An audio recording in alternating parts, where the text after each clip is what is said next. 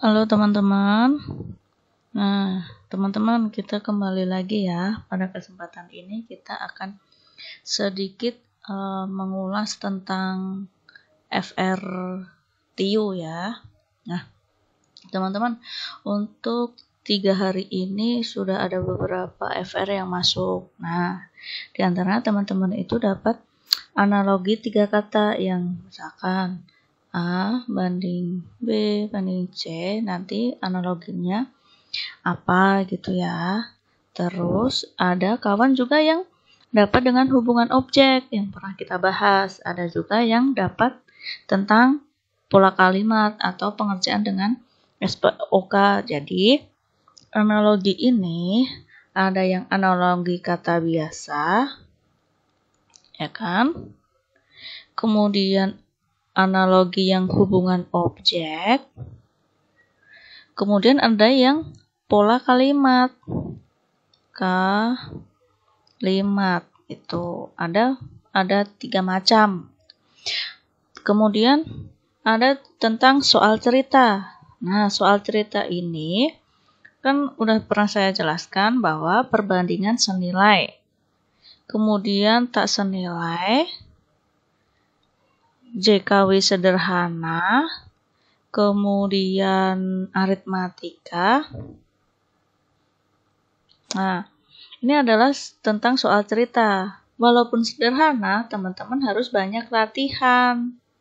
Itu ya, agar waktu mengerjakan soal itu, teman-teman langsung dapat jawabannya gitu. Terus silogismenya ini kebanyakan 2 premis. Nah, kalau tahun-tahun kemarin itu ada yang 3 premis, 4 premis. Nah, kalau sekarang itu ada yang 2 premis, yang kebanyakan yang keluar itu adalah semua sebagian. Nah, teman-teman harus mengulas lagi tentang semua sebagian ini. Oke? Kemudian deret angka. Nah, deret angka ini cukup mudah, teman-teman. Angkanya adalah angka kecil. Nah, bukan angka yang sampai ratusan atau ribuan gitu. Kemudian analisis bentuk tabel. Analisis bentuk tabel ini seperti gini. Ini A, ada A, B, C. Nilai mat. Misalkan 7, 8, 9. Gaji orang tua.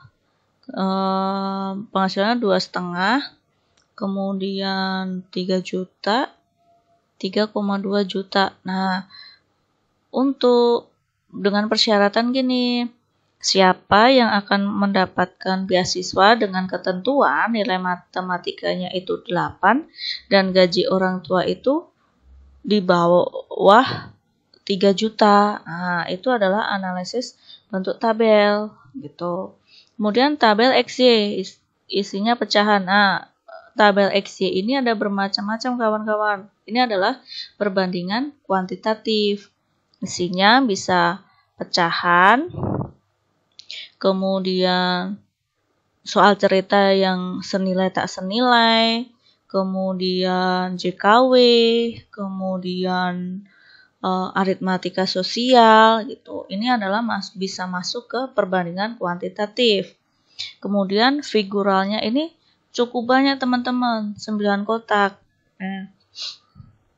Figuralnya ini ada yang dapat 4 soal, 6 soal, ataupun 10 soal. Nah, figural ini kan ada yang analogi, ketidaksamaan, sama yang gambar selanjutnya gitu kan. Nah, itu teman-teman sering-sering latihan agar bisa cepat untuk mengerjakan soal tentang figural ini. Kemudian soal pecahan. Soal pecahan ini teman-teman saya pikir teman-teman sudah menguasai ya, seperti 1/2 plus 3 kali 4. Nah, ini adalah pecahan. Sekarang pecahannya itu adalah pecahan yang angkanya itu kecil-kecil. Nah, gitu ya. Kemudian tambahan pekerja. Nah, tambahan pekerja ini mulai muncul lagi setelah tahun 2021, tahun 2022 kan nggak ada CPNS. Nah, tahun 2023 itu jarang sekali yang dapat. Di tahun 2024 ini tambahan pekerja muncul lagi teman-teman. Kemudian ada perbandingan senilai dan tak senilai. Nah, perbandingan senilai tak senilai ini tiap tahunnya selalu keluar teman-teman. Kemudian persentase untung. Nah, saat saya tanya tentang persentase untung ini, kawan-kawan itu ada yang mendapatkan 1001, ada yang dapat, ada yang tidak. Tuh. Kemudian mencari kesimpulan ini sama seperti ini yang tadi. Itu. Untuk selanjutnya kita bahas untuk latihan soal ya. Oke.